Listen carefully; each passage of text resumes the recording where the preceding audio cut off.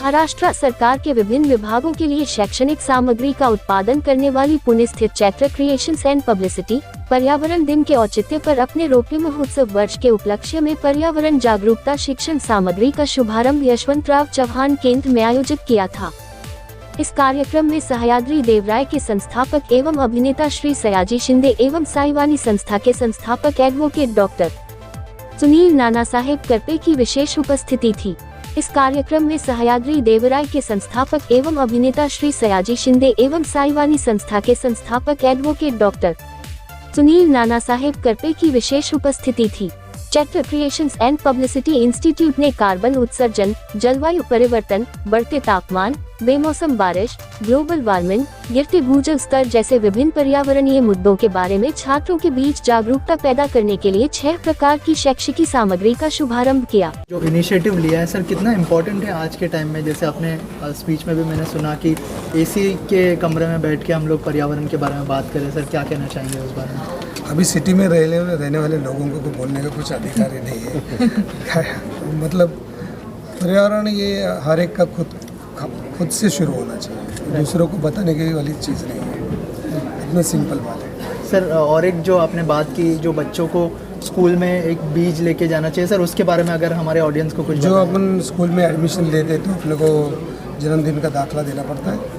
उस हिसाब से पहले अगर जन्मदिन के वो एडमिशन के वक्त अगर उसको एक देशी पेड़ का सीड लेके आना और 50 एडमिशन हो जाएंगे तो 50 टाइप के सीड्स आ जाएंगे, तो 50 टाइप के सीड की पहचान हो जाएगी। फिर 50 टाइप के सीड का एक पौधा बन जाएगा और वो बच्चा अगर हर साल वो पौधा बड़ा करते जाएगा 10, 11, 12वीं तक, तो उसको पता चलेगा कि पर्यावरण क्या है, अपने आप सब ठीक हो जाएगा। और उसके रीज़न कुछ नहीं चाहिए, भूलना नहीं चाहिए। पहला कुछ एजुकेशन ही नहीं चाहिए। पहला एजुकेशन सीड क्या है, पहला एजुकेशन पौधा क्या है, उसको बढ़ाना कैसे है, बस ये एजुकेशन फर्स्ट है और कुछ नहीं। पर्यावरण दिन के बारे में इतना ही सुनूंगा कि इसके अगर स्कूल में शुरू करना है तो सीड से करना है। सर आपसे जानना चाहूँगा कि ये जो इनिशिएटिव है उसके बारे में सर ने ऑलरेडी बात की है, लेकिन कैसे इसको आगे लेके जा सकते हैं? और आज बहुत सारी बुक्स भी लॉन्च हुई सर, अगर उस बारे में कुछ बताएं। और आज के कार्यक्रम के बारे में अगर बात करना चाहें। मैं सयाजी शिंदे सर के सब बात को आगे लेके जाना चाहूँगा। एक बीज अगर अच्छी तरह से बोया जाए तो उसका पेड़ बनता है और वही पेड़ पूरी धरती पे हरियाली बना सकता है। एक ही पेड़, तो एक बीज अगर ठीक से लगाया जाए तो उसका क्या हो सकता है, सर ने अभी बताया। मैं सिर्फ इतना ही कहना चाहूँगा कि मैंने अभी तक पर्यावरण के ऊपर कुछ काम नहीं किया है। आज मैं खुद संकल्प कर रहा हूँ सर, मेरी खेती है, मैं आज बीज लेके जाऊँगा मैम से और लगाना शुरू करूँगा और फिर अगले साल आपके साथ बात करूँगा। मैम आप क्या कहना चाहेंगे इस इनिशिएटिव के बारे में? जैसे सर ने बोला कि बीज का इम्पोर्टेंस बोला है, वही एक प्रोजेक्ट लास्ट में हमने वृक्ष मित्र जैसा वो लॉन्च किया। उसमें वो लॉन्च करने में हमारा वही पॉइंट ऑफ व्यू है कि बच्चों को मतलब रेडीमेड पौधे दिए या रेडीमेड पौधे दिखाए तो उसमें कुछ इतना इफेक्ट नहीं होता।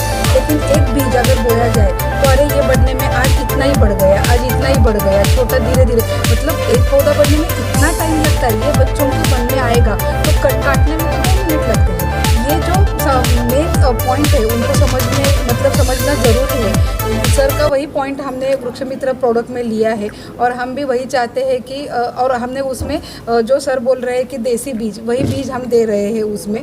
और अभी हमारी नेक्स्ट एक्टिविटी है जो हमारे पूना में हज़ारों लाखों करोड़ों वारकरी लोग आते हैं, तो उनको सर हम सीड बॉल दे रहे हैं और उनको बोलेंगे कि जाते जाते घाट में या जंगल में जो जहाँ भी आप फेंक दो, तो बारिश होने ही वाली है, तो 1 से 2, 2 से 3 ऐसे पौधे हो जाएंगे। मतलब खाली ऐसे संकल्प करने से इतने पौध लगाएंगे, इतने पेड़ लगाएंगे, ऐसे नहीं हो जाएगा।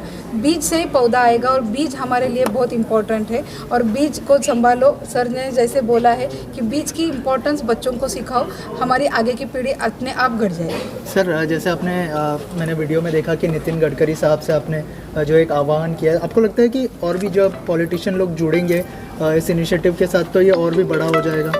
सर क्या पॉलिटिशियन जुड़ेंगे नहीं, उनको सत्ता चाहिए, वो उसके पीछे रहेंगे, अपन अपना काम करेंगे, उनको अपना काम करने दो। सर कोई मैसेज देना चाहेंगे जो ऑडियंस देख रही है? नितिन गडकरी सर से मैं इसलिए मिला हूँ कि अपना जो राष्ट्रीय वृक्ष है बैनियन ट्री, वो रास्ते के रुंदीकरण में हो या नया रास्ता बनाने में उसको काटा जाता है, तो काटा नहीं जाना चाहिए और वो ट्रांसप्लांट हो सकता है। वो ऐसे 100 पेड़ करके दिखाए हैं, Right. तो इसके आगे नहीं काटा जाना चाहिए। उसके लिए 11 तारीख को हमारा एक प्रोग्राम है, तो उन्होंने भी बहुत अच्छा सपोर्ट दिया है, तो अच्छा काम आगे हो जाएगा। आर्मी बनाई जिसमें वृक्षारोपण की पूरी डिवीज़न है। मैं जैकले रेजिमेंट से हूँ। हमारी खुद की रेजिमेंट की सांबा में हमारी बटालियन है जो पूरे जम्मू कश्मीर में पेड़ लगाती है। आज सयाजी शिंदे सर, जिनका मैं एक्चुअली बहुत बड़ा फ़ैन हूँ, और कई सालों से फ़ौज में जब हम थे तो हम भी थोड़े धाकड़ होते हैं मिलिट्री के अंदर, और इनको मैं जीवित धाकड़ के नाम से बोलता हूँ।